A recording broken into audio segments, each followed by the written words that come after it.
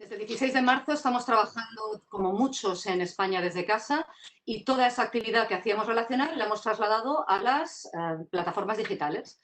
Y ha habido una sorpresa positiva, porque realmente los socios nos han trasladado muchos temas que les interesaban y además han encontrado tiempo para conectarse y seguir esos webinars y esas reuniones que hemos hecho con ellos. Una vez han ido pasando las semanas, ha habido muchísimas preguntas cómo se estaba viviendo esto en el Reino Unido y los del Reino Unido nos preguntaban cómo se estaba viviendo esto en España. Y claro, ¿quién mejor para contarlo que los corresponsales que estáis en ambos países? He de decir que hoy yo estoy especialmente contenta porque sois un colectivo al que en la medida que he podido os he cultivado, porque realmente admiro muchísimo vuestra profesión y porque cuando quiero estar informada normalmente encuentro en la manera en la que vosotros enfocáis vuestras noticias en vuestros medios, tanto bien sean los periódicos como pueda ser redes sociales, suelo encontrar siempre muchas noticias que busco y me soléis explicar aquello que no siempre es tan evidente. Con lo cual, agradecer muchísimo el tiempo que dedicáis, porque creo que vuestro tiempo está siempre supeditado a las noticias que tenéis que dar y no siempre es fácil. Deciros que queremos que nos contéis muchas cosas. Por un lado, desde una perspectiva económica, porque al final nosotros somos una Cámara de Comercio, pero no nos olvidemos que el movimiento de las personas está siendo una de las cosas que más afecta. Entonces, aunque seamos una Cámara de Comercio, también nos interesa muchísimo ver cómo se está viviendo esto desde un punto de vista más personal. Y inevitablemente nos encantará que salga la pregunta clave del Brexit. A partir de aquí, no quería entretenerme más, voy a dar paso a Iván Carballido, de la agencia de comunicación Román. Tenemos la suerte de contar con Román como agencia de comunicación de la Cámara. Iván es el responsable del área de comunicación financiera y es alguien que ha hecho mucho porque la Cámara mejorara su relación con los medios y su comunicación interna y su comunicación externa. Así que hoy me parecía que era merecedor de poder conducir este webinar y poder presentar al resto de los participantes y ponentes. Gracias. Muchas gracias, Luis, ¿verdad? Yo quiero dar las gracias a Eva y a su equipo, como siempre, por haber hecho posible este webinar y por haber considerado que yo podía ejercer la moderación. La verdad es que también estoy muy agradecido por el panel de corresponsales que nos acompañan. Yo creo que además hay una buena combinación tanto de corresponsales españoles en Reino Unido como de Reino Unido en España y que además cubren diferentes rangos de cabeceras, televisiones, prensa financiera, prensa generalista, radio, de modo que creo que es un panel muy rico. Yo quería apuntar algún dato de arranque para centrar un poco el tema. Entiendo que las cifras más actualizadas a fecha de hoy hablan en Reino Unido de alrededor de 230.000 infectados y alrededor de 33.100 y pico muertos en un país que tiene, como sabéis, unos 67 millones de habitantes. En España, con menos población, con alrededor de 47, estamos en unas cifras muy parejas, alrededor de 229.000 largos afectados y unos 27.300 muertos. O sea que realmente, desde el punto de vista puramente aritmético, estamos muy alineados, lamentablemente con unas cifras tan tristes, pese a tener, como decía, poblaciones distintas. Voy a presentar al panel de periodistas que nos van a acompañar hoy y luego la idea es ir abordando diferentes bloques temáticos en los que iré cediendo la palabra a cada uno de ellos. Nos acompaña y lamentablemente no hemos podido conseguir por los temas técnicos que esté en vídeo, pero sí creo que está en audio y acompañándonos ya Jordi Barcia, que es el corresponsal de Radio Nacional de España en Reino Unido e Irlanda desde 2014. Nos acompaña también Guy Hedgecoe, que reside en España desde 2003, que actualmente es el corresponsal en España de BBC, The Irish Times y Político, y que con carácter previo también fue redactor jefe de la versión en inglés del país. Tenemos también a Eva Millán, ella es corresponsal en Reino Unido desde 2008, primero por Europa Press y actualmente para Antena 3 y El Economista. Nos acompaña también Charles Fenty, él reside en España desde 2005, actualmente es el editor del equipo europeo de crédito Bloomberg y con carácter previo también fue corresponsal de la misma cabecera en Brasil y Colombia. Y por último contamos con Celia Maza, ella reside, si no me equivoco, en Reino Unido desde 2007 y actualmente ejerce la corresponsalía del Confidencial, La Razón y Onda Cero. Si os parece, además hemos decidido que alternaremos entre inglés y castellano, que cada corresponsal hablará en el idioma que prefiera y con el que se desenvuelva mejor, de modo que yo también, introduciendo los bloques, recurriré al castellano o al inglés en función de quién va a ser quien inicie el turno de preguntas. Como el primer bloque me gustaría arrancarlo con Guy, me paso al inglés y yo lo que os quería preguntar es, from a journalistic standpoint, what is your view on how the Spanish and British governments have managed the COVID-19 crisis? And with that, I'll pass the word to you, Guy, and go on and what you think about this. Thank you very much, Ivan. And just to say it's a pleasure to be here. I will answer that question in English. I hope that's okay with everyone listening. First of all, I think it's important to be careful about appraising performance of any government at this stage of the crisis. I mean, hindsight is a wonderful thing. And I think it's very easy to look at particular countries and how they've reacted to this crisis and to criticize them or say how they could have done it better. In a way, I think it's rather premature to do that, or when we do that, we have to be very careful because it's such an unprecedented crisis. So bearing that in mind, I think still it's interesting to compare the Spanish and British cases, because I think there were a number of very important differences going into this crisis for those two countries. First of all, a very obvious one was the time factor. Now, obviously, this virus hit Spain with force much earlier than it hit the UK. By the time it really sort of took hold in the UK, already several hundred people were dying of the virus each day here in Spain. And for Spain, that's been an enormous disadvantage, because the only country really in Europe which it could look to for a precedent or for some kind of guide was Italy, which was just a few days ahead of Spain. So that was certainly one huge difference. Also, I think the way Spain is structured politically, the state structure of Spain has been an enormous challenge for the country, and it's something which is certainly very different to the state structure in Britain. We have 17 regions in Spain, and as we've seen in recent weeks, that has been a big difficulty for the Spanish governments of coordinating with, or arguably going over the heads of, you could say, those 17 regional governments and trying to sort of supervise a response which includes them. In some cases, obviously, that has annoyed some of them. But in Britain, the way the state works is obviously very different, because you have Wales and Scotland and Northern Ireland and England. But that challenge doesn't seem to have been quite so big for the British government. I think there's also a political issue, which the political context has been very different. Now, on the face of it, both countries have had new governments. In Spain, we've got Pedro Sanchez, who only came into office in January with a new government. That was after Boris Johnson had won his election and come into office. But Boris Johnson did so with a very large majority. And he kind of came into office, it seems, with quite a lot of political momentum. There was this sort of idea, rightly or not, that this was a charismatic figure who was going to lead the country sort of into Brexit, or out of Europe, if you like. And there was a certain momentum behind him. And for Pedro Sanchez, things have been much more difficult, partly because he's leading the country's first ever coalition government of modern times. And that coalition government is a minority government. It doesn't have a parliamentary majority. And that's an enormous weakness for him. So I think those two contexts have been very different. And it has meant that for Spain, I think it's been much more difficult to handle this crisis. And I think one other, going back to the political issue, one advantage that the UK government has been that it hasn't had an opposition led by Pablo Casado, who has been very problematic for Pedro Sanchez and the government. You could argue has been problematic for the country as a whole, but it depends on your opinion.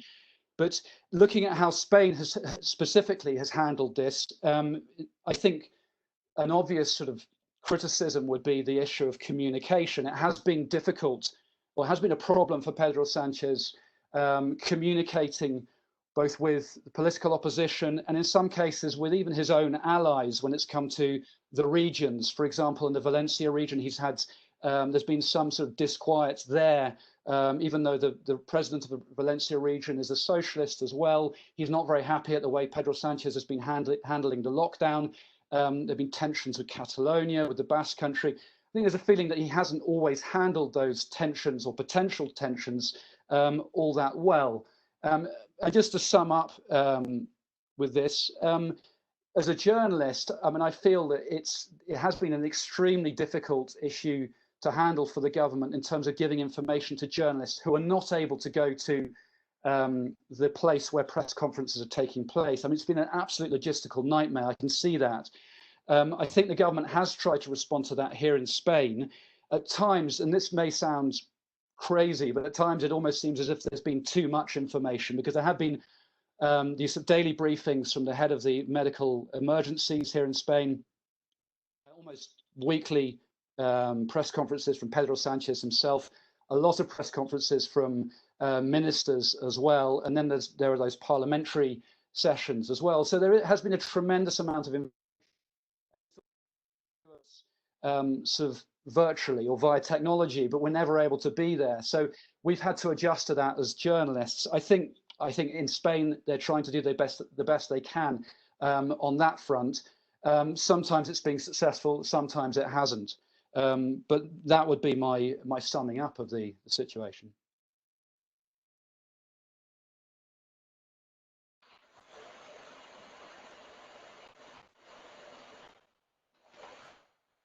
Now I wanted to see what was Celia take on that. Celia, no sé si quieres que te recuerde el bloque, pero básicamente lo que queríamos ver ahora era vuestra opinión de cómo el gobierno británico y el español ha gestionado hasta ahora la crisis. Celia, ¿Me escucháis? Sí. ¿Me escucháis bien?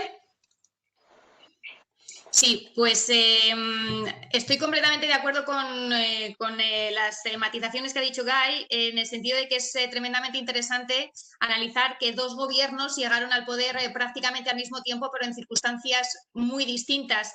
Si me permitís, yo me voy a centrar más en el caso británico, porque por cuestión de tiempo yo creo que si no abreviamos no nos va a dar tiempo a tocar todos los temas.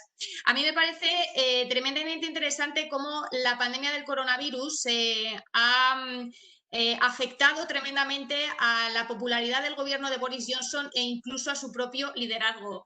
Teníamos a un primer ministro que ganó las últimas generales en diciembre por una aplastante mayoría absoluta y que se traslada al final a Downing Street con el gran promesa, el gran mandato de realizar el Brexit, y de repente la pandemia trastoca todos sus planes y se encuentra ante una crisis excepcional que está mermando su popularidad, que está cuestionando la gestión de su gobierno con unas críticas bastante acentuadas, que si me permitís me llama muchísimo la atención, las más agudas por parte de la prensa conservadora. Tenemos también dentro del panorama de Westminster un hecho bastante importante, y es que por primera vez el gobierno de Boris Johnson está en una crisis de gestión bastante aguda, y por primera vez coincide además que tiene delante de sí en la Cámara de los Comunes a una oposición real. Durante la pandemia, el líder de la oposición laborista nuevo, Keir Starmer, está haciendo bajo el punto de vista de la prensa británica, una excelente función. Los miércoles en la Cámara de los Comunes, cuando es la sesión rutinaria de preguntas a Boris Johnson, está realizando unas cuestiones que dejan al primer ministro pues un poco sin palabras. En definitiva, nos encontramos ante un Boris Johnson que afronta una gestión con la que no contaba esta crisis nadie, pero él está siendo criticado, un primer ministro que, carismático como ningún otro en la historia reciente. Tenía el Brexit, ahora mismo no tiene esa hoja de ruta, se le ha trastocado. Es un gobierno en crisis, un gobierno que por primera vez tiene una oposición real. Es un gobierno, además, que me parece muy interesante el hecho de que en la desescalada de esta semana que se ha impuesto en Inglaterra, estamos viendo cómo la pandemia de nuevo pone sobre la palestra el gran debate de la descentralización del Reino Unido, cómo las diferentes gestiones de Inglaterra, Gales, Irlanda del Norte, Escocia, están acentuando de nuevo las tensiones entre el gobierno central y las diferentes naciones y regiones que componen el país, en un país, recordemos, bastante tocado con el Brexit. Y por último, tenemos que recordar que aunque la pandemia ha monopolizado el mundo, el Brexit sigue su curso. Es finales de junio cuando Boris Johnson tiene que decidir si quiere una extensión de plazos o no. Y bueno, políticamente a lo mejor sí que tiene dos opciones. Una, seguir adelante con sus planes y a lo mejor tener un Brexit duro y culpar al coronavirus de todos los problemas.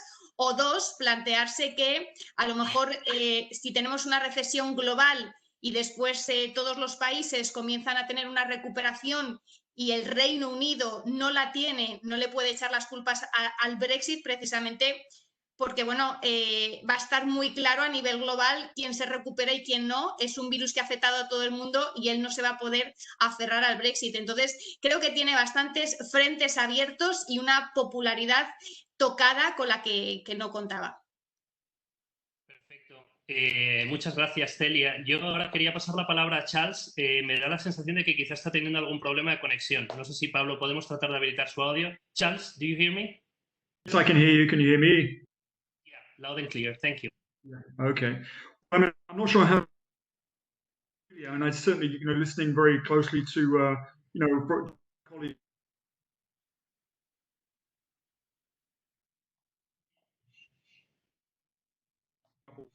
Points that Guy weakness of the Spanish. Obviously, as Guy mentioned, Pedro Sanchez leads a very fragile coalition, and we've seen the tensions there being public. With the state of alarm.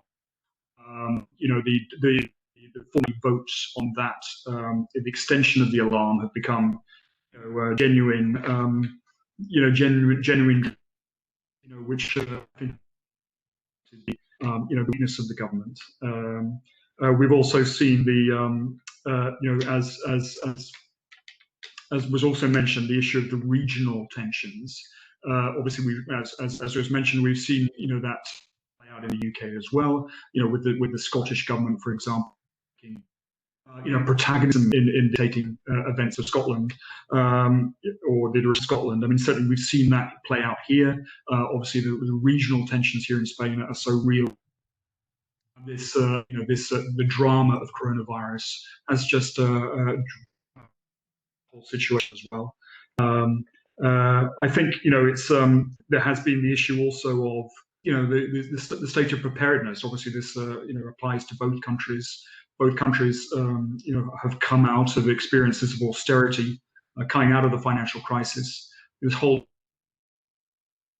their health systems to deal with this tremendous challenge, which has been the coronavirus pandemic. I mean, these are big questions for both countries, certainly, a lot of questions need to be asked, looking to the future, as especially as this situation, may continue for how long, we just don't know. But it's an issue which both countries have to address. I mean, I think I won't extend my own comments on this point further, but just to leave it there. Thank you. We had a bit of an issue with your audio at the very beginning. I don't know if there's any way to see if you can improve your signal, but while you do that, I'll pass the word to Eva. Eva, no sé si quieres que te formule de nuevo la pregunta o todo claro. ¿Me escucháis bien lo primero? Claro. Perfecto. No, la pregunta, únicamente que sea el recordatorio es básicamente cómo fueron las estrategias por parte de ambos gobiernos. Y hubo un punto que comentaba Guy que me gustaría poner el acento en ello, que decía que España tuvo muy mala suerte porque no tenía más referencia que la de Italia. Sin embargo, en ese caso, en Reino Unido no tiene esa excusa. Entonces, al final, el debate ahora mismo en Reino Unido es si tardó demasiado o no en imponer el confinamiento que finalmente tuvo que imponer. Y eso, lógicamente, a modo general, porque el confinamiento en última instancia fue la estrategia por la que ha apostado, por lo menos de momento, en lugar de, digamos, un plan de detención temprana como el que pudo haber impuesto Alemania o, lógicamente, el cacareado caso de Corea del Sur, que sería priorizar los test y el rastreo de los contagios. Durante semanas aquí en Reino Unido se estaba advirtiendo, era un poco la historia de Pedro y el Lobo, se estaba diciendo que si se quería conocer el futuro, solo había que mirar a Italia, con miles de víctimas en Reino Unido, estaban muy lejos, y creo que hubo una cierta connivencia desde el punto de vista del gobierno de eso no nos va a pasar a nosotros. No sé si fue un sentido de no planificarlo, un sentido de superioridad, no sé cuál pudo haber sido el motivo, eso es algo que la investigación que ya Boris Johnson ha sabido que va a tener lugar una vez que la pandemia concluya, tendrá que determinar qué fue lo que pasó, pero lo que está claro es que no priorizó ni el confinamiento ni la otra posición, que sería la de una detención temprana. Y ahora lo que tenemos es que estamos en el país europeo con el mayor número de muertes. Sí que es cierto que la población de Reino Unido es mayor que la de España, pero tenemos países como Alemania, con más de 80 millones de habitantes, que los números palidecen los de España y los de Reino Unido en comparación a Alemania. ¿En qué momento adelantó a todos y por qué? Es algo que, lógicamente, como decía, tendrá que revisar Reino Unido, pero lo que está claro es que algo definitivamente falló. Como comentaba Guy, es prematuro y siempre mirar atrás es la sabiduría de los necios, porque lógicamente es muy fácil analizar desde el conocimiento de lo que ha ocurrido, pero las señales de alarma, en cierto modo, en Reino Unido, viendo lo que estaba pasando en España, viendo lo que estaba pasando en Italia, eran obvias y los medios de comunicación así lo reflejaron, no solo los corresponsales quizá extranjeros que estaban viendo en cierto modo la comparación con lo que estaba ocurriendo en sus países de origen, como la prensa local. Es decir, Reino Unido no puede alegar una empresa como la de Italia, que empezó un confinamiento que nos sorprendió yo creo que a todos en el continente europeo. El Reino Unido parecía que era algo que tenía que llegar. Oficialmente la explicación del gobierno británico es que consideraba que la población podría cansarse, que si la imponía demasiado pronto podía cansarse. De ahí que viésemos algunas anécdotas como la del Festival de Cheltenham con 70.000 asistentes, conciertos. Fueron cuestiones que ahora, lógicamente, con la sabiduría de mirar atrás, pues se ve que se podía haber evitado. Las cifras, por lo tanto, cuestionan un poco que realmente la población pudiese haberse cansado, sobre todo porque el gobierno no consideraba que la población incluso lo fuese a admitir. Era extremadamente reacio a imponer un confinamiento, no porque dudase de la posibilidad de éxito del confinamiento, sino sobre todo porque consideraba que los ciudadanos no lo iban a aceptar. Sin embargo, ahora mismo, pues como decías, hay más de 30.000 muertos y subiendo, con lo cual parece que es difícil justificar la gestión. Si algo sí se puede aplaudir al gobierno, en cierto modo, es el intento, al menos superficial, de apertura, es decir, en el sentido de comunicación y de transparencia, puesto que todos los días hay ruedas de prensa, no ya de los jefes sanitarios, sino que siempre hay un ministro de alto rango en la rueda de prensa dispuesto a responder a las preguntas, no solo del gobierno, sino también de los ciudadanos, porque se ha incluido la posibilidad de que los británicos puedan hacer preguntas. Esto, lógicamente, siempre es de aplaudir, aunque, en cierto modo, pues también hemos visto estrategias de escapismo por parte de ministros auténticos putines a la hora de no responder a las preguntas, pero bueno, eso ya lógicamente es una cuestión de comunicación. Los problemas fundamentales en Reino Unido, desde mi punto de vista, son tres. Uno es cómo va a explicar la pandemia, cómo se ha desarrollado en las residencias, que ahora mismo es el gran drama, la gran sangría está teniendo lugar en las residencias de ancianos. Ahí sí que parece que hay mucho de gestión y ahí sí que parece que va a hacer mucho daño, porque cuando haya esta investigación sí se va a ver que hubo altas hospitalarias que a lo mejor fueron antes de tiempo y demás. El otro gran escándalo, que eso sí le puede pasar mucha factura a Boris Johnson, como comentaba Celia, es la cuestión de la preparación. Cada día vemos más informes acerca de que claramente Reino Unido tenía por debajo toda la necesidad de material, sobre todo el material de protección para los sanitarios. Aquí en Reino Unido el aplauso al sistema sanitario es una vez a la semana, los jueves a las 8 de la tarde, y como dicen los sanitarios, no quieren ser héroes, quieren simplemente poder trabajar de una manera que sea seguro para ellos, y esto va a pasar mucha factura porque el sistema sanitario, como sabemos en el Reino Unido, el sacrosanto NHS, es quizá la cuestión política más delicada que pueda haber en el país, más allá de lo que pueda ser elementos más circunstanciales como el Brexit. Y tres, la evidencia de por qué Reino Unido no apostó por la estrategia que ahora mismo considera que va a ser la panacea para salir de esta pandemia, que es la cuestión de la identificación vía test, es decir, maximizar la posibilidad de hacer cuantos más test posibles. Había en abril esa gran polémica en torno a si el gobierno sería capaz de hacer los 100.000 test diarios que había prometido el ministro de Sanidad, y a partir de ahí establecer una estrategia de rastreo que es como lo que hemos visto ha permitido en Corea del Sur tener cientos de muertes a pesar de ser un país de las mismas dimensiones en términos poblacionales que Reino Unido. Ahora el gobierno sí dice que es la gran solución y ha incluso habilitado ya una aplicación de móvil que está probando para ver si realmente puede ser la solución al confinamiento, a evitar el confinamiento, es decir, que cada uno sepa con quién ha podido estar en contacto y a partir de ahí aislarse, con lo cual, ¿cómo es posible que ahora, con 33.000 muertos y subiendo, esta sea la gran solución y en su momento no lo era? Lógicamente es una cuestión también de capacidad del país, no tiene la industria farmacéutica que tiene, por ejemplo, Alemania, que se ha puesto por esto. Pero sí hay tres cuestiones que le van a costar mucho a Boris Johnson y a su gobierno responder. Como decía Celia, probablemente volverán para atormentarlo, independientemente de qué ocurra con la otra gran patata caliente en el Reino Unido, que es el Brexit. Son cuestiones que será difícil justificar, sobre todo porque llevamos 10 años de una administración conservadora, es decir, tampoco le pueden echar la culpa a un gobierno anterior. la situación en el país, la situación de 10 años de gestión de los Tories. Ya es secundario, en este caso, si los recortes que dominaron en la última década son responsables de la situación del sistema sanitario, pero lo que sí que es cierto es que la responsabilidad, como dice Boris Johnson, acaba con él, empieza con él y será el que tenga que responder. Fantástico. Muchas gracias, Eva. Voy a hacer ahora el turno de palabra a Jordi, que además ha aparecido, estaba teniendo problemas con el vídeo y justo un segundo antes de hablar lo tenemos en carne y hueso. Jordi, adelante en este bloque, y sí que del bloque próximo en adelante sí que os pediría un poquito más de síntesis, pero Jordi, en este primer turno de preguntas en el que todo el mundo se ha podido despachar a gusto, tienes para contarnos lo que quieras y en el grado de detalle que consideres. Voy a tratar de ser breve igualmente porque también quiero comentar las preguntas, que nos pregunten un poco qué es lo que les puede parecer interesante a los asistentes a este webinar.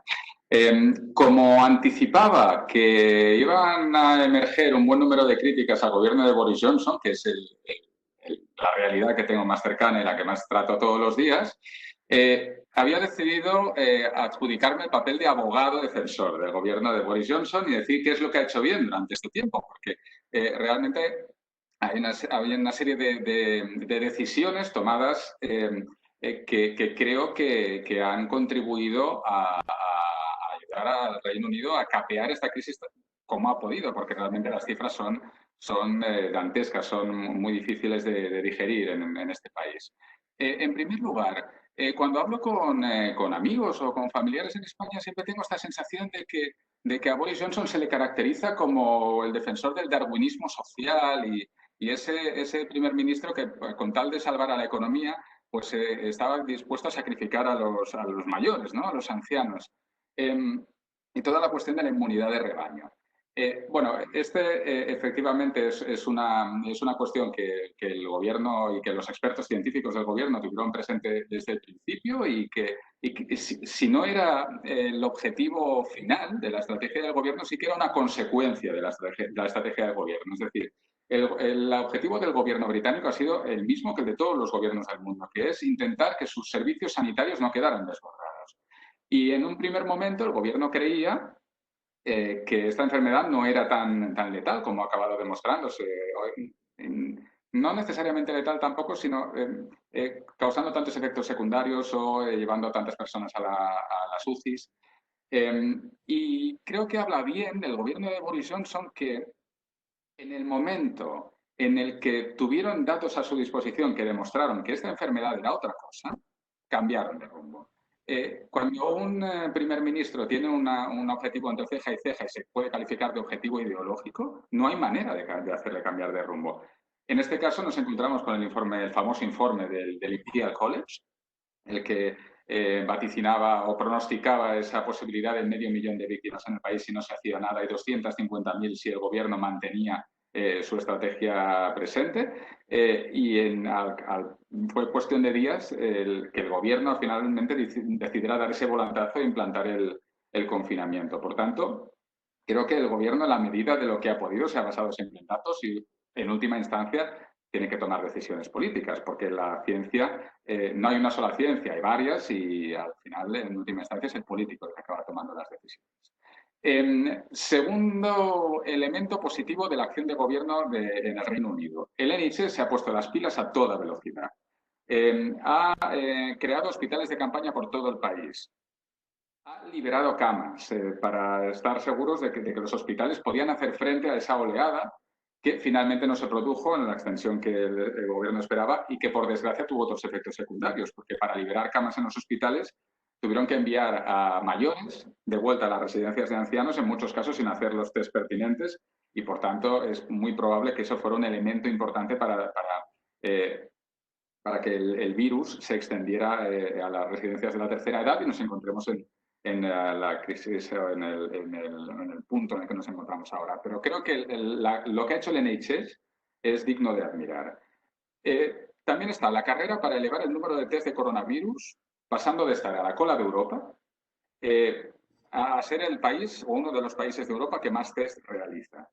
Han criticado este objetivo por ser algo más de fachada o de cara a la cámara o tener algo positivo que vender, pero bueno, creo que es el mantener puntos de testeo en todo el país, puntos móviles, envío de pruebas a domicilio, involucrar al ejército en toda esta acción, sentará las bases de lo que va a ser, esperemos, el futuro programa de rastreo de contactos y de aislamiento en caso necesario. Y luego un último punto, y creo que es importante destacarlo, que es que Boris Johnson no ha cedido a las presiones del ala derecha del Partido Conservador para levantar el semiconfinamiento de inmediato. El Daily Telegraph, que es el diario por antonomasia de los Tories, del Partido Conservador, lleva semanas de campaña contra el confinamiento, en algunos casos con artículos de opinión diciendo que es tiránico y que hay que levantarlo de inmediato. Se solapa este ala derecha del Partido Conservador con los pro-Brexit, que ayudaron tanto a Boris Johnson a ser primer ministro. Por tanto, el hecho no de ignorar, sino de tenerles bajo control, creo que habla bien de la gestión del primer ministro. También habla bien de su mayoría absoluta, obviamente, porque en caso de que haya una votación puede permitirse perder a 40 o 50 de los suyos porque va a sacar adelante las votaciones. Pero aún así, creo que el haberse resistido a esta tentación puede haber tenido que ver también con su paso por la UCI y por el hecho de que personalmente haya notado el impacto del virus en sus propias carnes. Pero aún así creo que el hecho de que se le esté tomando con un poco más de calma quiere decir que está manteniendo a raya este ala del partido. Dicho todo esto, coincido en buena parte con lo que han dicho mis compañeros, pero creo que me veía obligado, tenía que asumir este papel para un poco explicar la otra versión, ¿no? Y también lo que muchos británicos perciben de su proyecto. Fantástico. Muchas gracias, Jordi. Hemos cubierto la mitad del tiempo en el primer bloque, así que abordamos como mínimo 3 más y llegamos a la barrera de los 4. No, el siguiente bloque sí que me gustaría abordar un poco. La verdad es que todos habéis hablado un poco de cómo se ha afrontado desde el punto de vista sanitario la crisis en uno y otro país y cuál ha sido el colateral político en cada caso, ¿no? Me gustaría que ahora hiciéramos un zoom en la parte económica y en este caso me gustaría empezar por Celia, porque sé que puede tener alguna limitación horaria con respecto al resto de participantes y por lo tanto quería cederle primero a ella la palabra y que nos cuente cómo lo ve desde el punto de vista económico y entiendo que más desde la perspectiva de corresponsal española basada en Reino Unido. Pues para ceñirme al tiempo, voy a ser muy breve. Yo creo que dos puntualizaciones. El gobierno de Boris Johnson está llevando políticas más socialdemócratas que neoliberales. Lo hemos visto esta semana en el hecho de que el ministro del Tesoro ha extendido contra todo pronóstico esa ayuda a lo que serían los equivalentes los ERTEs. Parece ser que tenía la intención, según las filtraciones a la prensa, de reducir el porcentaje del salario que paga ahora mismo el gobierno de un 80% a un 60%, lo ha ampliado hasta octubre. Entonces, para mí, punto número 1, el gobierno de Boris Johnson está muy presionado por la economía y está llevando a cabo unas políticas que están asombrando a más que uno, por el hecho de que son más socialdemócratas que neoliberales Tories. Y punto número 2, de nuevo, una vez más, se refleja el gran poder de centralización en el gabinete. Todo pasa por el primer ministro, ya que, como hemos visto, el Chancellor no ha tenido libertad para ejecutar su plan de reducir estas medidas por la presión económica que está suponiendo a las deudas del Estado. Y de nuevo queda evidencia el gran poder que Boris Johnson y Dominic Cummings tienen sobre todos los ministerios. Muchísimas gracias, Celia, por la síntesis. Y me parece bien, además, que confrontéis posturas, naturalmente. No quiero que quede todo muy pautado. Si alguien quiere matizar o retomar algo que ha dicho un compañero, adelante. Me interesaba también mucho poder escuchar la opinión de Charles desde la óptica un poco más económica, siendo, entiendo, su métier. Así que, Charles, no sé si nos oyes y podemos escucharte ahora. Sure, thank you. And I think from the economic point of view, just looking here at the situation in Spain, I think there are several points we can make. I think the Spanish economy is clearly in a weaker position than the British economy. That's absolutely clear. And I think these weaknesses which still accompany Spain, as it's recovered so well, really from the financial crisis. But there are these legacies from the financial crisis which are still there. I mean, the greatest one, of course, is unemployment. The unemployment rate here in Spain is so high. The last thing Spain needs is a massive macroeconomic shock, which will just take that unemployment rate higher very fast. And reverse all the good work that's been done over the last few years. It's going to be a tremendous blow for Spain. The other issue, of course, is indebtedness. The Spanish economy is heavily indebted. Again, that's a legacy of the financial crisis. And the Spanish economy will need stimulus to refloat, like every other European country. But Spain comes to that task at a disadvantage because of its high level of indebtedness.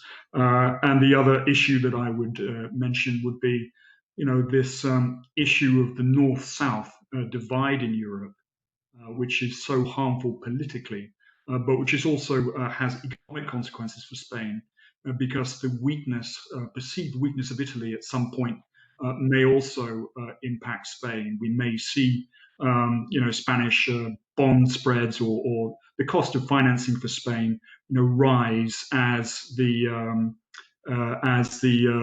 tensions rise, especially, as I say, in relation to Italy and the future of the European Union. And these are big questions. We don't know how they're going to play out. But Spain again comes to this, is in a more vulnerable situation, perhaps than some of its other partners in Europe. In this respect, I think I'd certainly make those 3 points. It's a tremendous challenge that Spain has. I think I leave my comments there, but just to mention those points. Thank you. Ahora quería hacer para que abordara la perspectiva económica. Sí, retomando lo que ha dicho Charles, efectivamente la comparación entre ambas economías arroja un resultado muy distinto en el caso del Reino Unido. Estamos hablando de un país en el que el sector servicios tiene un peso mucho mayor, no tan dependiente de una industria como es el turismo, mucho más flexible a la hora de crear empresas o de cambiar de trabajo, en la cuestión de la movilidad laboral. Y las perspectivas económicas son difíciles, hay nubarrones en el horizonte.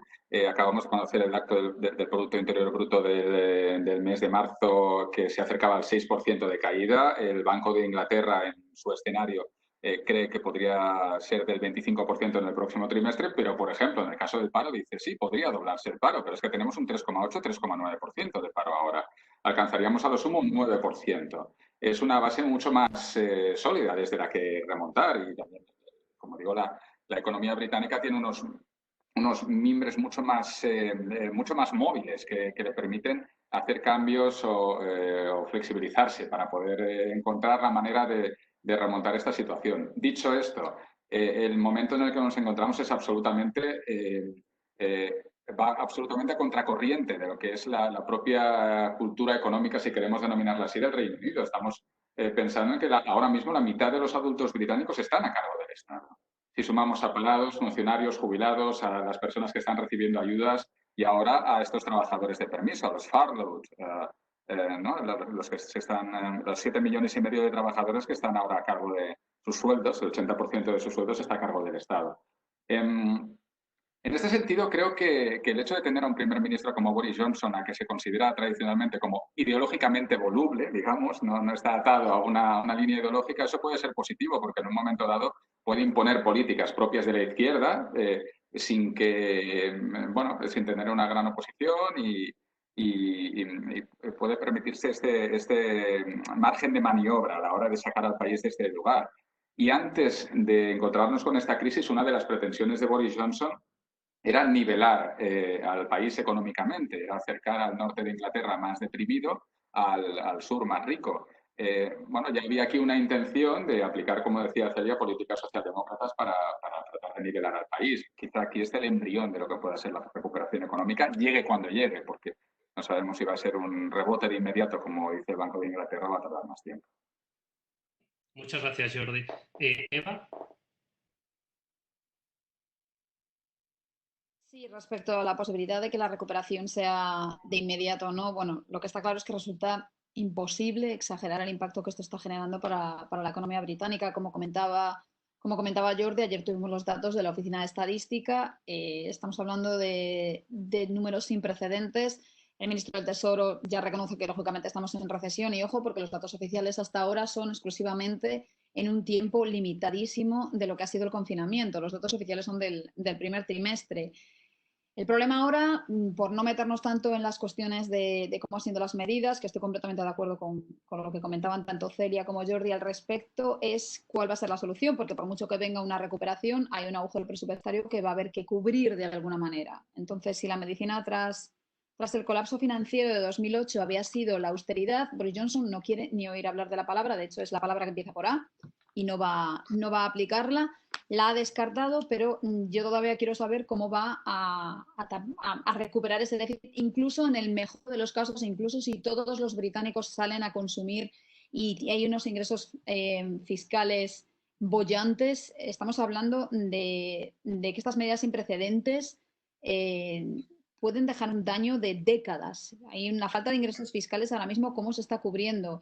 Es por culpa del confinamiento, lógicamente, pero también no están entrando fondos a partir de las contribuciones de las empresas, a partir del consumo. Ayer mismo, por ejemplo, el Daily Telegraph, como comentabais antes, algunos de mis compañeros pues, de la rama más próxima al Partido Conservador, logró un informe en exclusiva que dice que son 337.000 millones de libras, es decir, más de 400.000 millones de euros que le va a costar este año a la economía británica esta crisis. Entonces, ¿cómo haces frente a eso si no es con una mayor carga impositiva y con recortes? Al final, los ingresos de un gobierno vienen de donde vienen, y vienen, lógicamente, de las inversiones, pero viene por carga tributaria. Entonces, ¿cómo va a ser posible, incluso si haya, en el mejor de los casos, una vacuna este mismo año? Esa es mi gran duda y no sé cómo van a ser capaces, por mucho que el Banco de Inglaterra hable de recuperación en V, por mucho que el crecimiento, lógicamente, va a ser brutal una vez que la economía, una vez que haya una solución, si esa vacuna se logra, lógicamente el crecimiento va a ser de cifras de 2 dígitos, eso está claro, pero por mucho que ese crecimiento sea brutal, va a ser en comparación a de dónde veníamos, y el agujero presupuestario va a ser el mismo. Se está hablando de unos niveles que no veíamos de las de la Segunda Guerra Mundial, y aquí no va a haber ningún plan Marshall. Entonces, esa es mi gran duda, que el daño va a ser largo y que sí, que va a haber una recuperación, pero el daño está hecho. Fantástico. Muchas gracias, Eva. To finish with the economic side of things, Guy, I don't know if you want to add something. Yeah, just very briefly. It's very interesting what Jordi, Celia, and Eva were saying about the response in the United Kingdom by the government there, and how, you know, in many ways Boris Johnson's response has been sort of centre left in terms of economic measures, because you know, that's obviously quite similar to what Pedro Sanchez has been doing here in Spain. I think that a big difference is the sort of long shadow of the Eurozone crisis, which is so much bigger, or so present still, the legacy of that crisis here in Spain. And I think it's present in the minds of ordinary Spaniards, but also in the mind of the government, particularly this left-leaning government, which wants to do everything possible not to be associated with, you know, the recortes, the cuts of the Rajoy regime, which have become a sort of dirty word for the left here in Spain. So I think it's going to be really interesting to see how the government of Spain responds in terms of, once it's got beyond this initial sort of impact of the crisis, how it responds, and if it will have to implement cuts, because this is a government which very much has two souls when it comes to the economy. You've got Nadia Calviño, the economy minister, who comes from, you know, the European Commission, has those sort of credentials, and then on the other hand, you have Pablo Iglesias of Podemos to the left, who you know, he has a very prominent role in the cabinet, and they come from very different economic backgrounds indeed. So I just wonder if at some stage we are going to see a major clash between those two souls of this leftist government when it comes to the economy specifically. Thank you so much, Guy. El siguiente bloque que queríamos abordar, yo creo que hemos abordado un poco la perspectiva política / sanitaria, luego hemos hablado sobre economía. Yo creo que también una sensación que tenemos los ciudadanos de uno y otro país es que nosotros somos el país que peor lo está gestionando desde un punto de vista social, de adherencia a las restricciones, etcétera, etcétera. Y creo que puede ser muy enriquecedor que tanto los españoles en Reino Unido como los británicos en España nos expliquen un poco cómo se ha comportado la población de cada uno de esos países en su opinión, para tener una perspectiva un poco más amplia de si realmente somos los peores o somos los segundos peores por detrás del otro, ¿no? Yo aquí quería empezar, si os parece, por Eva y que nos cuente su experiencia. si realmente somos un desastre los españoles en comparación a lo que está viendo ella en Reino Unido.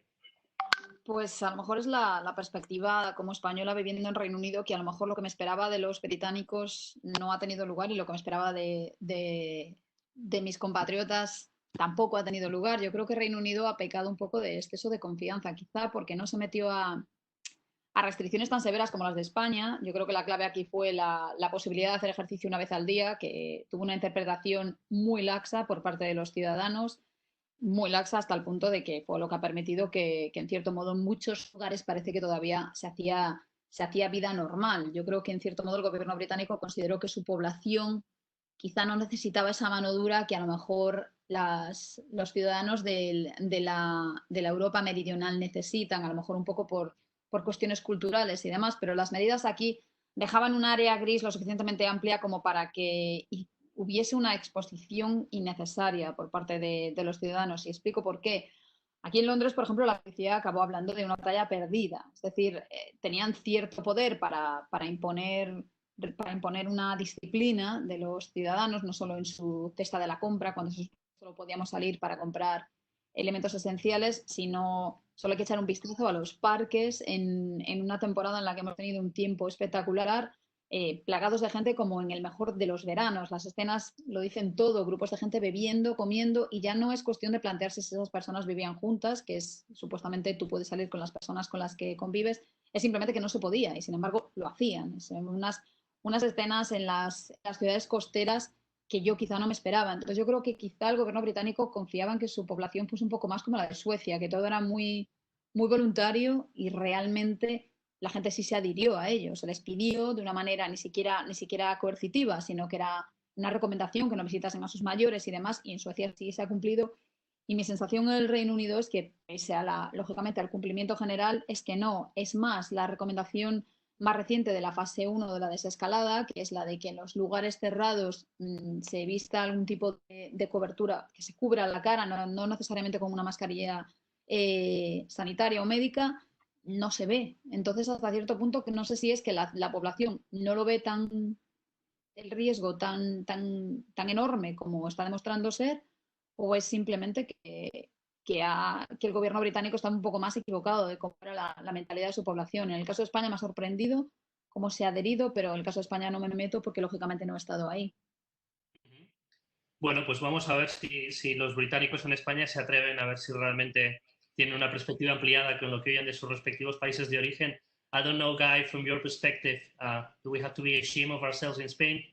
Or are we doing a good job?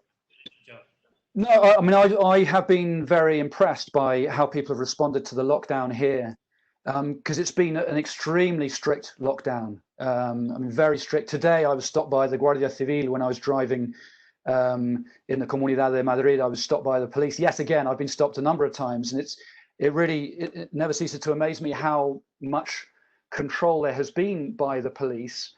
I mean, when reporting this, it's interesting because I have been, if I'm speaking on the radio or whatever, I say, well, the streets of Madrid are empty and cities across the country. Certainly that was the case a few weeks ago. Cities are deserted and so on. You don't see many people out except for dog walkers and people shopping in supermarkets. And then I have, I mentioned the fact that the police have been fining over 100,000 people each week. And that sounds like people are sort of running riots around the streets of Madrid. It sounds contradictory. It doesn't make sense. But what I usually say is that the fact that the police have been fining people so much, that reflects more the strictness of the lockdown rather than the response of Spaniards. I don't think it's fair to say that Spaniards have been flouting the lockdown, in a sort of widespread way. They have been responding to it quite positively for the most part.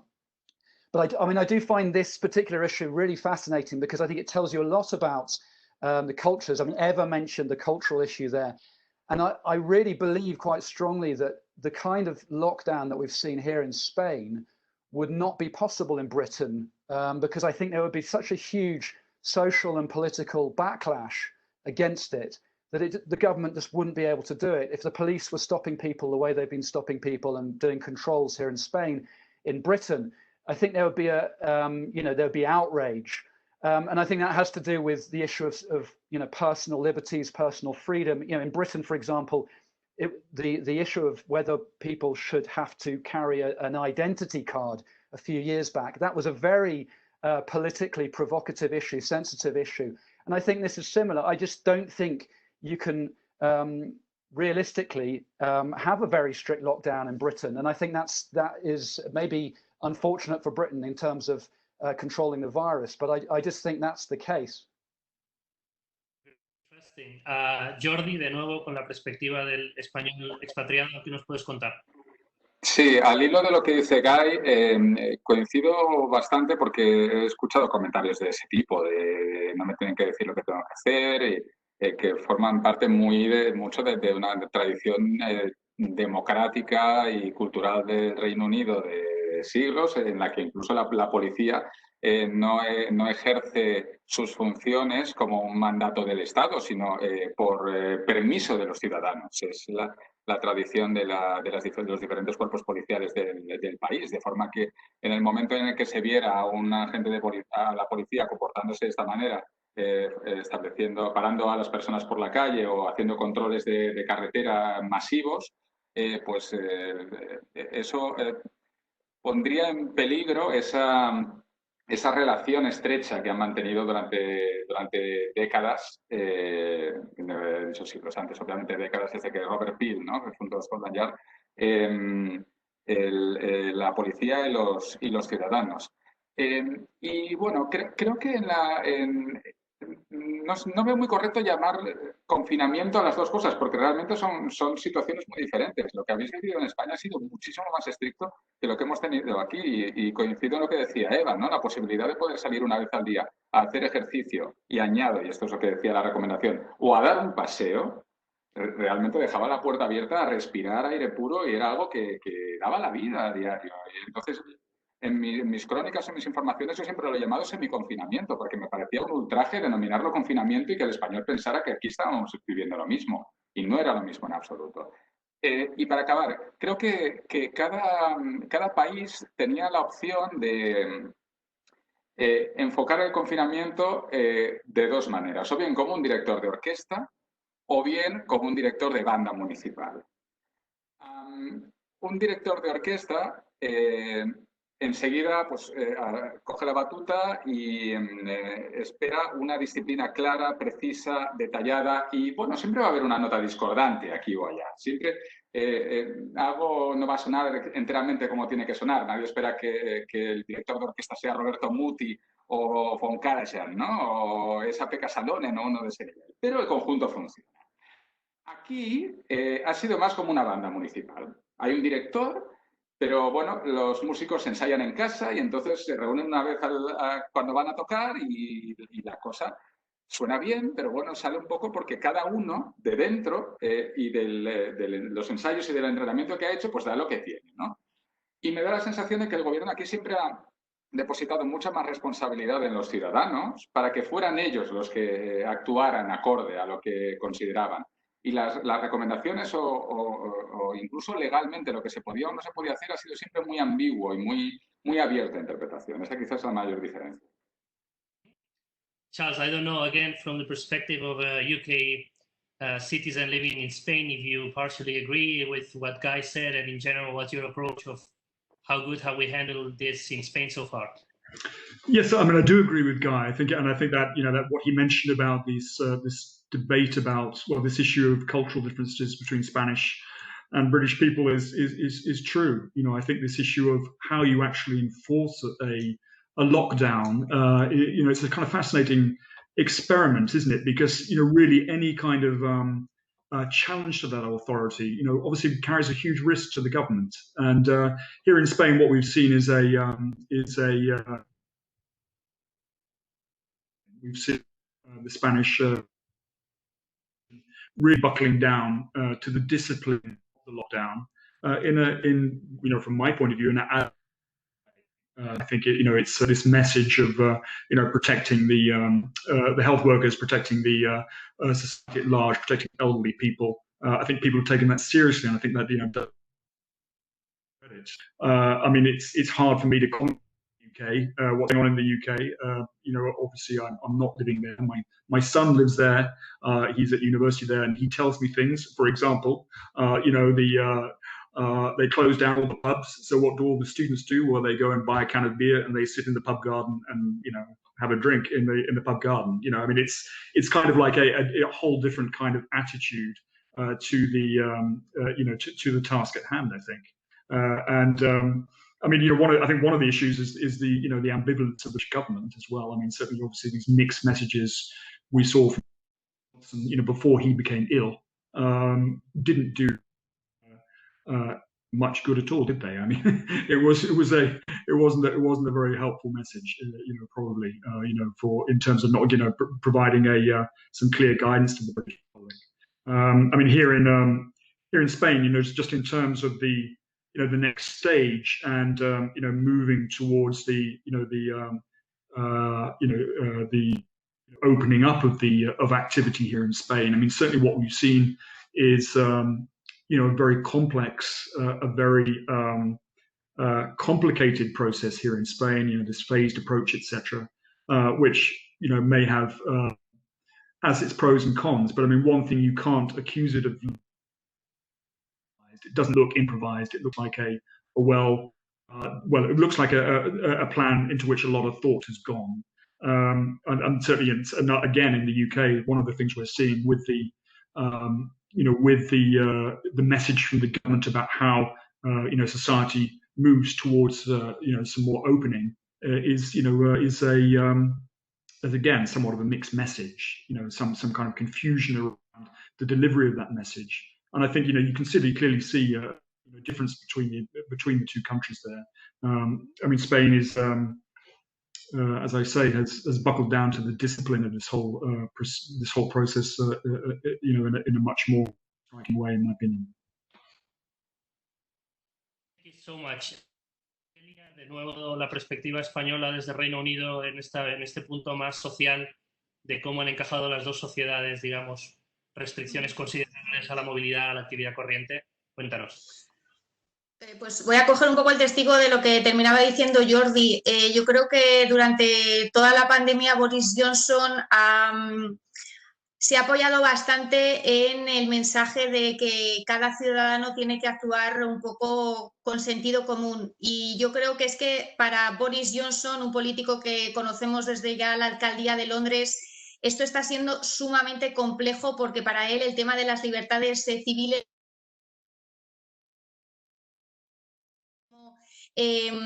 pues pasar cuando se vio obligado ya finalmente a imponer el confinamiento. Entonces, todas las medidas, si nos damos cuenta, ni siquiera esta semana con el tema de las mascarillas, en ningún momento obliga el gobierno, es más pues, unas posturas más abiertas a la libertad ciudadana, al sentido común ciudadano, pero al mismo tiempo eso le está cultivando muchas críticas porque en momento de crisis lo que quiere la ciudadanía de alguna manera son pautas ante unas excepciones, ante unas circunstancias excepcionales como las que estamos viviendo. Dicho lo cual, yo creo que también desde el punto de vista de la corresponsalía hago autocrítica. Los corresponsales muchas veces tendemos a definir cómo está actuando en determinadas maneras el país desde el punto de vista de Londres, desde las capitales. Entonces, yo es cierto que cuando he ido en los últimos días a dar un paseo, yo sí que he visto, sobre todo el pasado, estaba muchísimo ya en los parques, había determinados grupos que, bueno, te hacían pensar que todas esas personas que estaban en ese grupo no eran del mismo domicilio, pero bueno, dicho esto, creo que son casos excepcionales. Creo que en general tanto la ciudadanía española como la ciudadanía británica como la ciudadanía global en general creo que está aguantando demasiado bien un pulso ante una pandemia pues, que no habíamos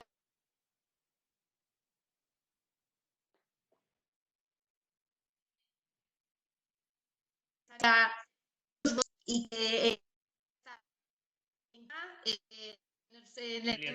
Problema de recepción, no te oímos muy bien ahora. Bueno, quería simplemente decir que en términos globales creo que la ciudadanía española, británica como la global, que de alguna manera están campeando bastante bien.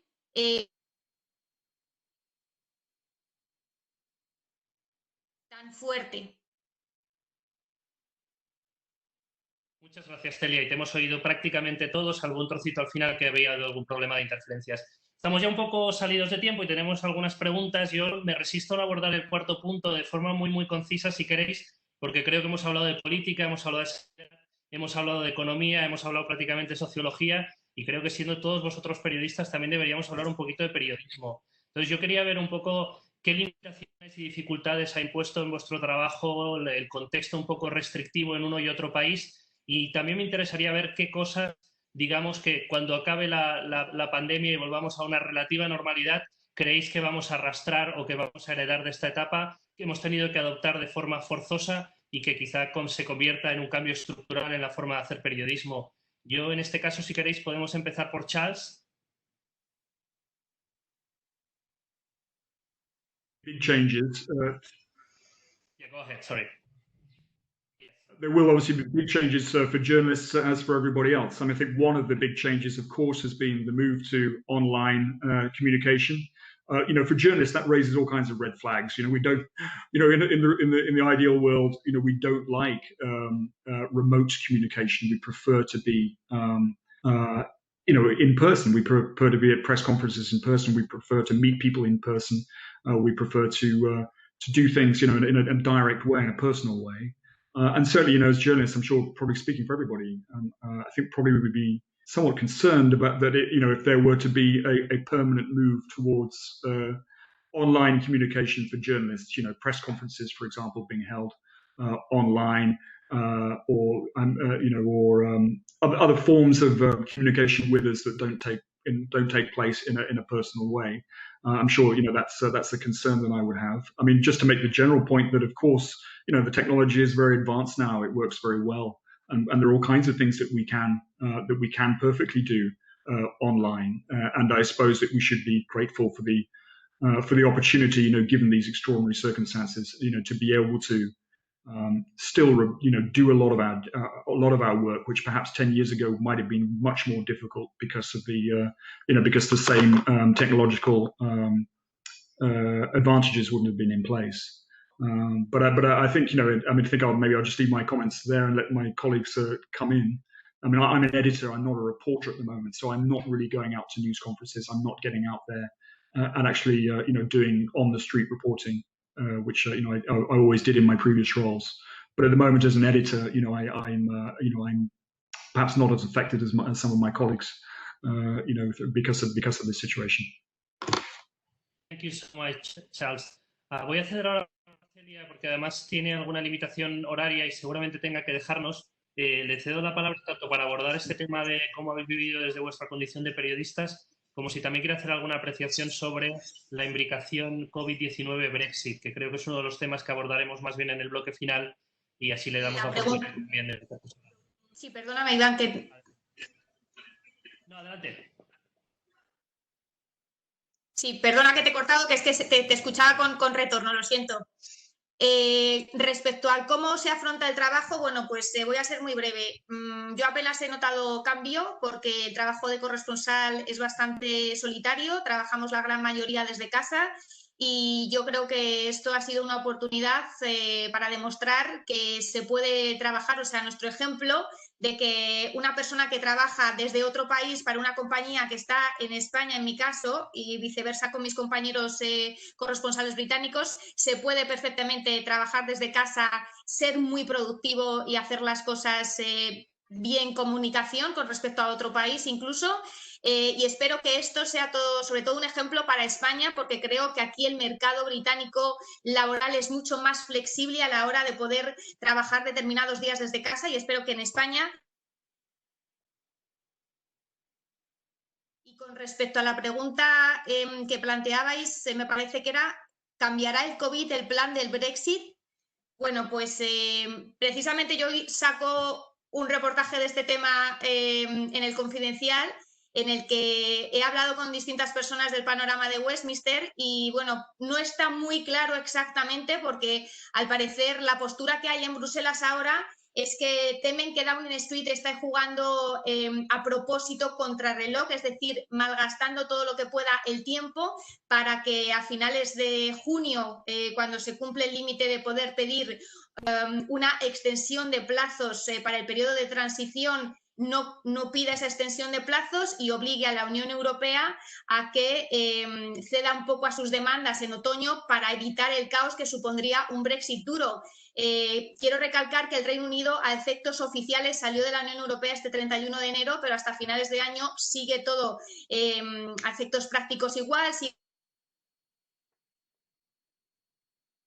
Corresponsales seamos muy pesados, el riesgo del Brexit duro de nuevo viene a finales de año, porque si no hay un acuerdo comercial entre la Unión Europea y el Reino Unido, ambas partes se van a regular solo por los tratados, los términos de la Organización Mundial del Comercio, y esto pues no es un escenario especialmente favorable. Entonces, desde el punto de vista de Bruselas, comentaba que se ve como que Downing Street está perdiendo tiempo a propósito para que no haya ningún tipo de avance a lo largo de este tiempo.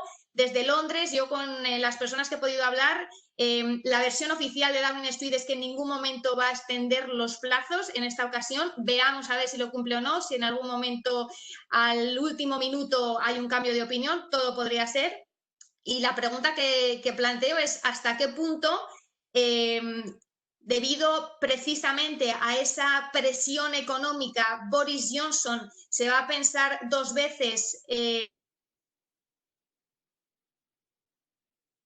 porque, aparte de la recesión de la pandemia, los problemas económicos añadidos de un Brexit duro, pues a lo mejor iban a ser un cóctel molotov para su economía, o precisamente va a ser el escenario contrario. Precisamente va a intentar presionar todo lo que pueda para conseguir ese acuerdo similar al que la Unión Europea cerró con Canadá, que recordemos tardó más de 7 años.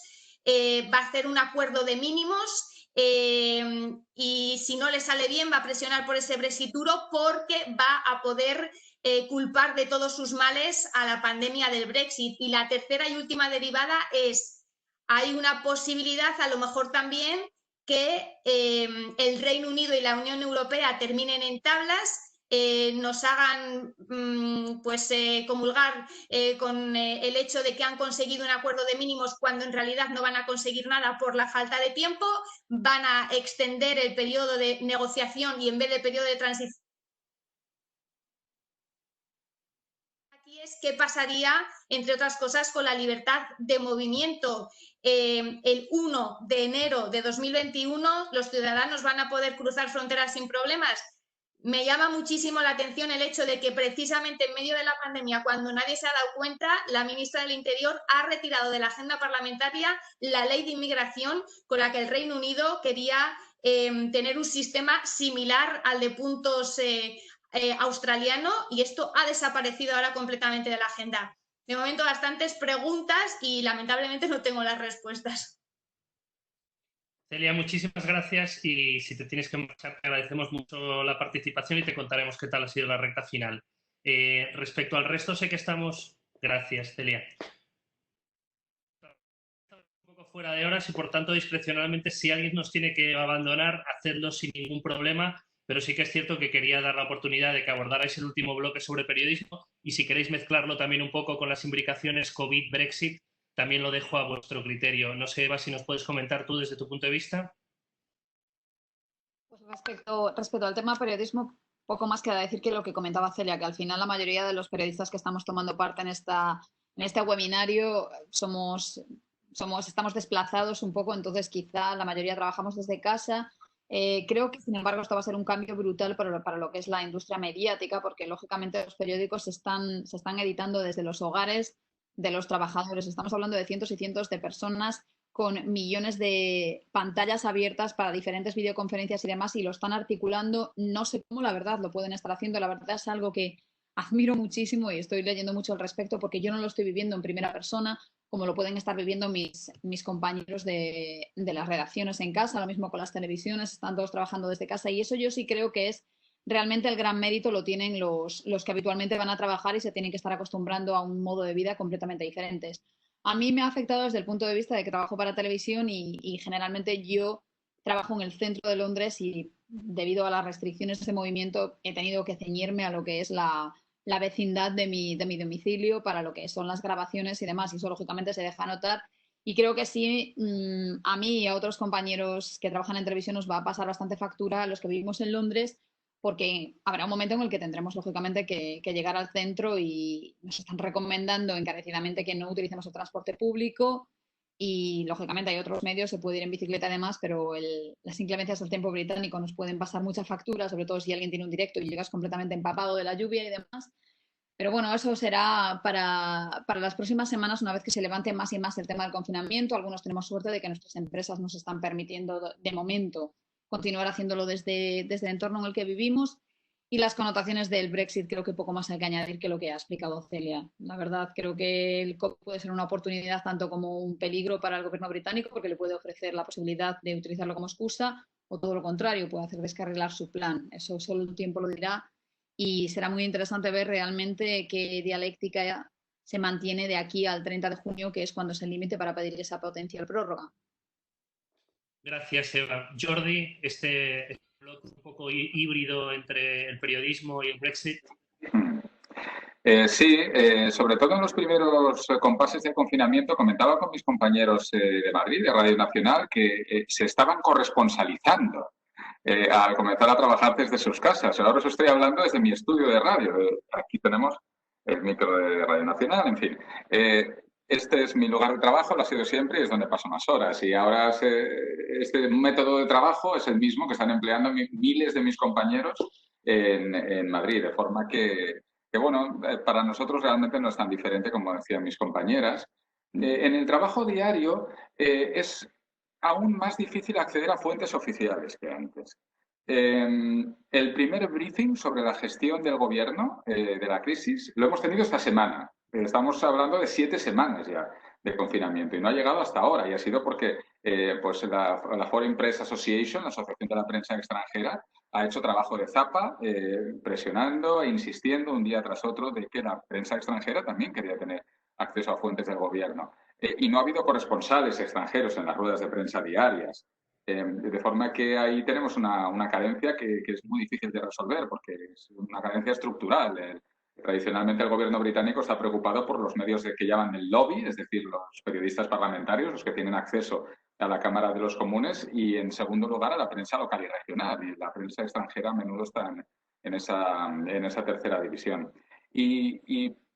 Insistir también en que parte del trabajo de periodista, además de salir a la calle y hacer reportajes y hablar con personas, también es la parte social. Y esa no la tenemos, la de poder salir a tomarte un café con una persona o a un evento por la tarde en el que puedas hablar con personas representativas de un sector concreto, que en un entorno relajado te puedan decir cosas interesantes o te den una pista y tú puedas empezar a tirar del hilo y a partir de ahí pues encontrar un tema interesante que contar. Todo eso no lo tenemos porque el teléfono pues te permite estar en contacto con ellos, pero es una forma mucho más fría de tener ese contacto. De forma que en eso sí ha cambiado. Gracias. Guy, to finish with this part about how this has changed the way you do journalism, if you think any of those changes are here to stay. Yeah, I mean, I do quite a lot of radio work, and I also do written press work, and there's a big difference there. I think, I mean, I think Eva mentioned it before.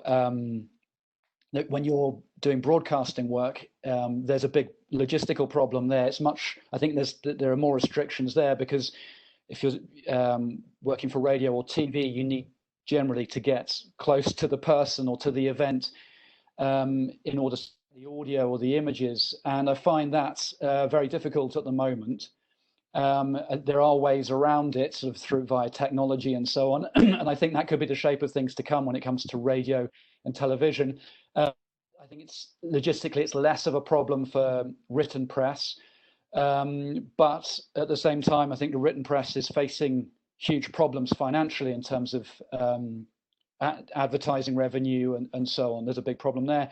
But on a very personal note, I'm slightly dreading the coming weeks and months because I do worry that this is going to turn into, you know, what they call in Spain el monotema. I mean, it already is the single issue that's just completely dominating everything.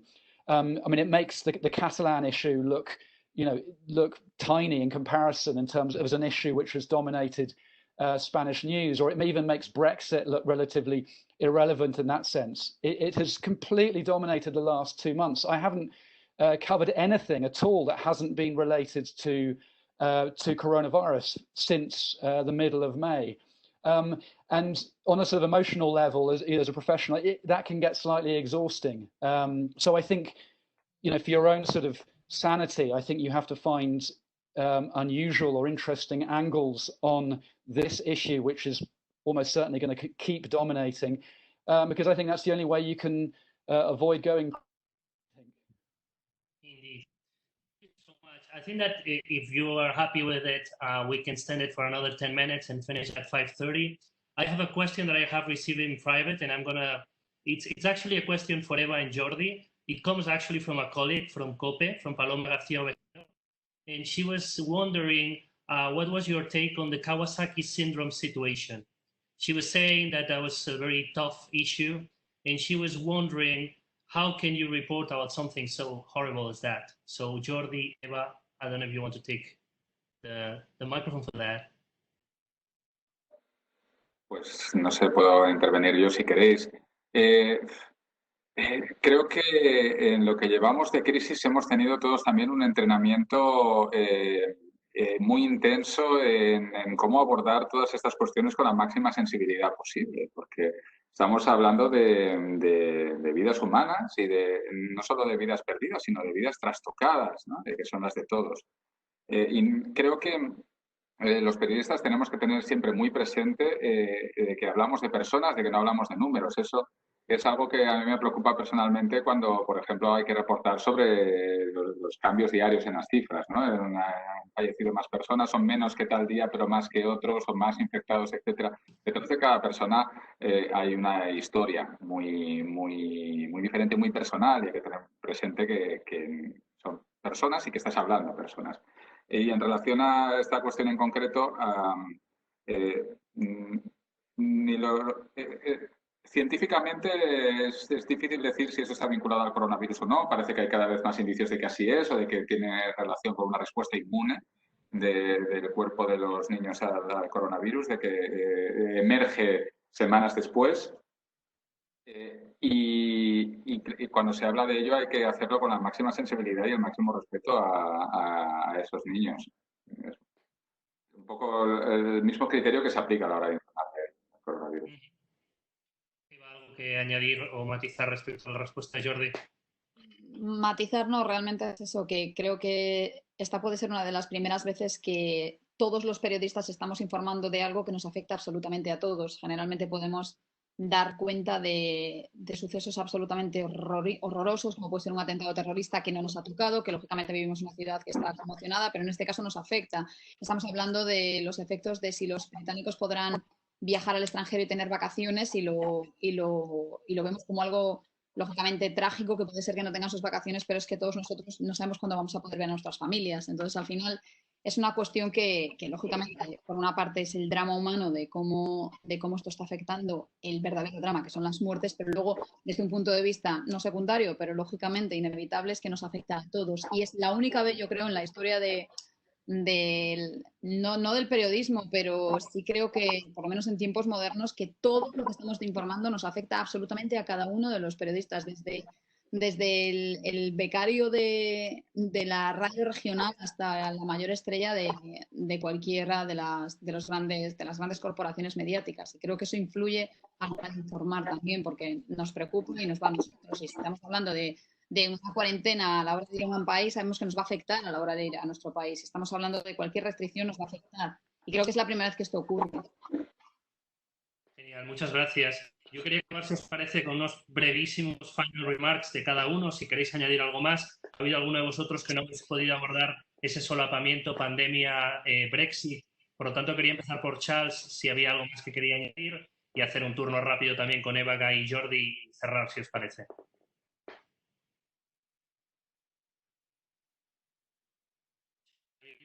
hear you. We can activate this audio. Yeah. Can you hear me?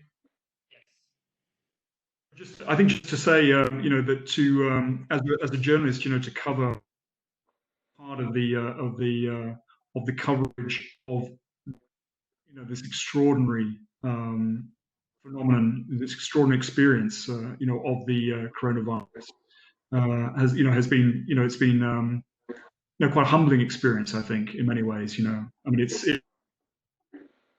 you know, we all come to this experience, you know, really unprepared. I think, you know, the scale of the story is so huge. You know, I think we're still all trying to, you know, really come to terms with it. It's something which is unveiling in a new way every day. And I, you know, just to, you know, thank you very much indeed for having you know, for having the opportunity to talk about it and to you know, to give some of our views about how we work, about how we see things. You know, I think it's been a very helpful and useful process. Thank you very much. Thank you so much, Charles. I don't know, Guy, if you want to add anything as well. Finish by well, following up on what Charles said, that obviously it's a very unusual experience to be covering something like this, which is sort of affecting people we know and so on. Often when you're when you're covering a tragedy or some phenomenon, it doesn't affect you directly, or you're not seeing it so close up. So in that sense, it's unprecedented, I think, for us journalists. I mean, what I hope is that perhaps we might, I mean, I think in Britain, people, in my opinion, tend to talk about the Second World War too much and go on about it. But I think that in this case, the Second World War in Britain had one good knock-on effect, which was that it sort of led to the creation of the welfare state. And what I'm really hoping is that this crisis will lead to a shift. I'm not just talking about Britain, but in many ways in different countries, whether it's about creating free healthcare in the United States or changing our lifestyle to tackle climate change. But we've shown that we can make very sudden changes to our lifestyles when required. So perhaps that will lead to something positive. But having said that, I am very concerned that we're just really seeing the beginning of the crisis, not in terms of the healthcare crisis, but I think a social and economic crisis. The social and economic crisis which is going to come is going to be overwhelming in many parts of the world. I think in Spain it will be very substantial, and it will be a huge challenge for the country and for its political class. Thank you so much for your opinions, Guy. Jordi, no sé si quieres también añadir algo a modo de cierre. Me da un poco de pena que no hayamos podido todos hacer como Gallo, haber tenido tiempo suficiente de sacar la bola de cristal y ponernos o las cartas del tarot y ponernos a predecir lo que es casi imposible, ¿no? Y yo creo que nos hemos despeñado por la montaña, ¿no? Hemos caído cuesta abajo casi sin darnos cuenta porque hemos tropezado y no hemos tenido tiempo ni de enterarnos de lo que estaba pasando. Estamos llegando al valle y ahora de repente tenemos una montaña enfrente que no nos deja ver lo que tenemos delante, ¿no? Pero hay que subir esta montaña. Entonces creo que estamos muy en el día a día y que es casi imposible hacer una predicción de lo que está por venir. Tengo mucha curiosidad por ver qué cambios sociales, como decía Guy, en la línea del welfare state, del NHS, ¿no? Después de la Segunda Guerra Mundial, qué cambios sociales van a ser temporales y qué cambios van a ser permanentes, ¿no? Si de repente pues, vamos a tener una vida social más local, si van a desaparecer los centros económicos, se van a cambiar porque el espacio de oficinas de repente pasa a ser innecesario, si va a haber cambios en la movilidad. Recordemos que tenemos una crisis en ciernes, que es la crisis climática, y esta no se ha parado. ¿En qué va a contribuir o en qué va a perjudicar de cara a esta crisis? ¿Vamos a utilizar los mismos resortes de siempre para resetear la economía? ¿Nos vamos a basar en el consumo, en la deuda privada, en la sobreexplotación de recursos naturales? ¿O vamos a apostar por otra manera de hacer las cosas? O a lo mejor tenemos tanta prisa que queremos recuperarnos ya, y eso equivale a hacer las cosas de la misma manera que siempre. O a lo mejor nos podemos permitir parar un momento y decir, bueno, vamos a ver, ¿cómo podemos hacerlo mejor esta vez? son todas esas incógnitas que están abiertas y bueno, llevamos apenas 2 meses en esto y es posible que podamos estar año y medio, 2 años, quizá más tiempo, ¿no? De forma que bueno, tenemos yo creo que el papel de ir explicándolo todo, pero el papel también de ir presentando futuros posibles, ¿no? Y darnos cuenta de que estamos en un punto de inflexión, en un momento de cambio y que es en estos momentos cuando todos podemos decidir en qué dirección queremos ir. Muchísimas gracias, Jordi. Por tu parte, ¿alguna aportación final de cierre? No, simplemente estar completamente de acuerdo en lo que hablaban a la expectativa de qué cambios va a generar esto y cómo. Y creo que cuanto más dramático sea el desarrollo de los próximos meses y años, como decía ahora Jordi, creo que el cambio va a ser mayor. Entonces, en cierto modo, si queremos hacer las cosas de otra manera, creo que tenemos que estar preparados para exponernos a algo más sostenido en el tiempo de lo que muchos tenemos en mente ahora, que confiamos en que esto sea una cuestión de meses. Y bueno, ya estamos hablando de los conciertos que vamos a ir en 2021 y lo que vamos a hacer en 2021, que simplemente se congeló en 2020, entonces lo vamos a retomar en 2021. Creo que puede ser que nos llevemos todos un susto y a lo mejor eso es lo que permite lo que Jordi comentaba ahora, que será replantear que a lo mejor es lo que hay que hacer. Muchísimas gracias, Eva, Jordi, Kai, Charles, también a Celia que nos ha tenido que dejar, también a todos los asistentes que nos han seguido. Quiero devolver la palabra a Eva Prada, la directora general de la Cámara, por si quiere hacer el cierre. Yo, por mi parte, muchísimas gracias. Ha sido muy interesante. Os agradezco mucho los puntos de vista, el respeto escrupuloso a los turnos y lo interesante que ha sido en general la conversación. Gracias. Gracias, Iván. Gracias también a ti por tu conducción de las entrevistas. Gracias a los 5 corresponsales, a todos los que habéis asistido. Enfatizar que lo enriquecedor de la conversación que hemos tenido hoy es que españoles estáis cubriendo noticias del Reino Unido, británicos estáis cubriendo noticias desde la perspectiva española, con una economía, una cultura y un sistema sanitario muy diferente. Y que hemos hecho paralelismos cuando realmente estábamos viendo esas diferencias. Creo que es obligado también mencionar a mi compañero Pablo, el responsable de comunicación, que es el que también ha gestionado con Iván todo este contacto y que supongo que como estudiante de periodismo en su día, pues habrá podido disfrutar de estar con sus iguales. Y me queda solamente ofreceros a los corresponsales la cámara, las personas y las empresas que hay para cuando a veces necesitéis otra información. Es la única manera que tenemos de devolveros la generosidad que habéis tenido hoy con vuestro tiempo y con vuestro conocimiento. Gracias de corazón y hasta la siguiente.